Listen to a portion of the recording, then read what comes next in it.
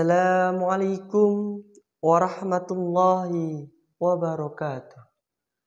Alhamdulillahirabbil alamin. Nahmaduhu wa nasta'inuhu wa nastaghfiruhu. Wa na'udzu billahi min syururi anfusina wa min sayyiati a'malina. May yahdihillahu fala mudhillalah wa may yudlil fala hadiyalah. Asyhadu an la ilaha illallah wa asyhadu anna Muhammadan abduhu wa rasuluh. Qala Allah Ta'ala fil Qur'anil Azim. A'udzu billahi minasy syaithanir rajim. Masalul ladzina yunfikuna amwalahum fi sabilillah kamasali habbati ambatat sab'a sanabila fi kulli sumbulatin mi'atu habbah wallahu yudha'ifu liman yasha wallahu wasi'un alim. Shadaqallahul azim wa shadaqallahul azizil alim.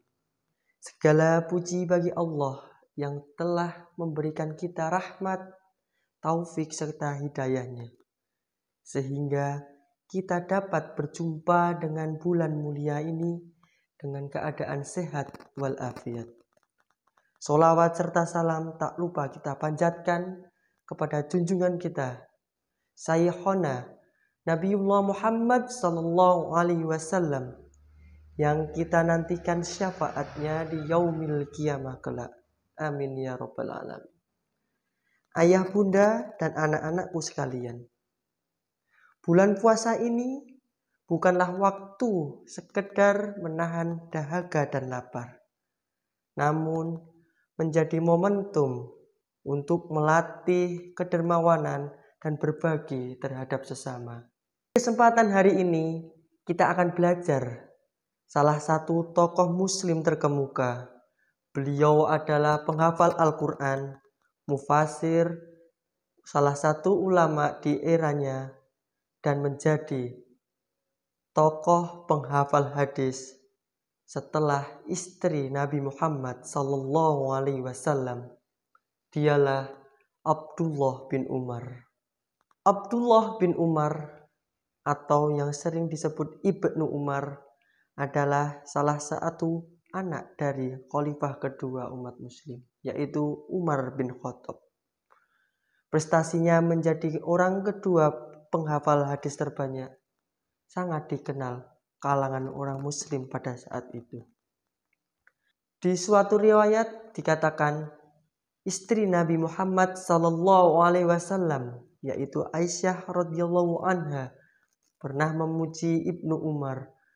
Beliau berkata, tak seorang pun mengikuti jejak langkah Nabi Muhammad di tempat-tempat pemberhentiannya seperti yang dilakukan Ibnu Umar. Selain menjadi penghafal hadis terbanyak kedua setelah Aisyah, Ibnu Umar adalah salah satu ulama yang terkenal pada eranya. Beliau juga menjadi salah satu ulama yang sangat berhati-hati dalam mengeluarkan fatwa-fatwanya. Suatu ketika Ibnu Umar didatangi oleh seseorang. Beliau ditanyai suatu masalah dan dimintai fatwa untuk menyelesaikan masalah tersebut. Namun Ibnu Umar meminta orang tersebut untuk datang di kemudian hari agar Ibnu Umar mencari terlebih dahulu jawaban dari pertanyaannya. Begitulah sifat kehati-hatian beliau. Beliau tidak akan mengatakan sesuatu yang tidak diketahuinya. Seperti yang tertera di dalam Al-Quran surat As-Saff ayat 3 yang berbunyi, A'udzu billahi minasyaitonir rajim. Kabura maqtan 'indallahi an taqulu ma la taf'alun. Allah sangat membenci orang-orang yang mengatakan sesuatu tapi orang tersebut tidak melakukannya. Selain terkenal dengan kehati-hatian beliau, Ibnu Umar juga dikenal sebagai sosok yang dermawan. Kedermawanan beliau tak lepas dari didikan ayahnya, yaitu Umar bin Khattab. Di dalam Al-Quran juga dijelaskan mengenai keutamaan orang yang berbagi terhadap sesama.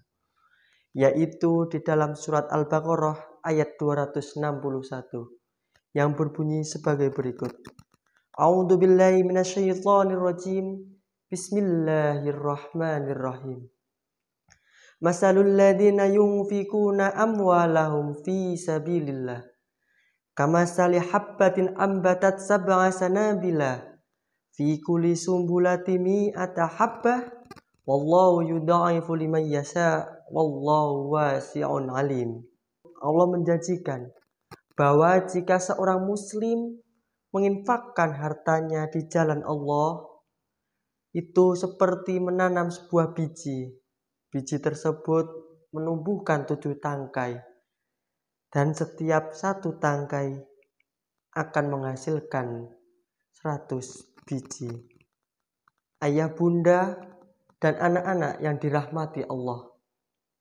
Allah telah menitipkan harta benda kepada kita. Tidak semuanya adalah hak kita. Karena di dalam harta tersebut 2,5% adalah hak orang lain. Hal tersebut yang juga diyakini oleh Ibnu Umar. Suatu kisah, terdapat seorang sahabat yang menjumpai Ibnu Umar mendapatkan 4.000 dirham dan sebuah kain hangat.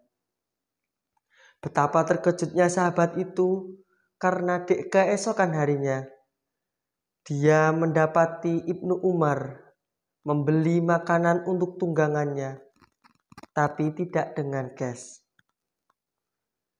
Kemudian sahabat tersebut menanyai di keluarga Ibnu Umar. Kemudian keluarganya mengatakan, semua harta tersebut sudah diinfakkan kepada orang yang membutuhkan. Ibnu Umar tidak segan-segan untuk membagikan hartanya. Bahkan di setiap bulan Ramadan, Ibnu Umar selalu memberikan harta untuk dibagikan sebagai makanan berbuka puasa. Perbuatan berbagi Ibnu Umar tidak serta-merta memberikan manfaat materi, melainkan menjadi sarana memperkuat ikatan emosional dan solidaritas antar sesama. Dalam kisah Ibnu Umar, kita dapat mengambil hikmah dan nilai-nilai agar bisa dapat kita terapkan di kehidupan sehari-hari. Menanamkan empati, menjaga ukhuwah, dan memperkuat solidaritas adalah bekal untuk menjadikan umat Islam umat yang kuat tanpa terpecah belah.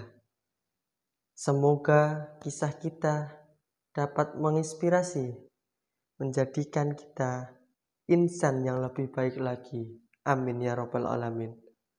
Terima kasih. Assalamualaikum warahmatullahi wabarakatuh.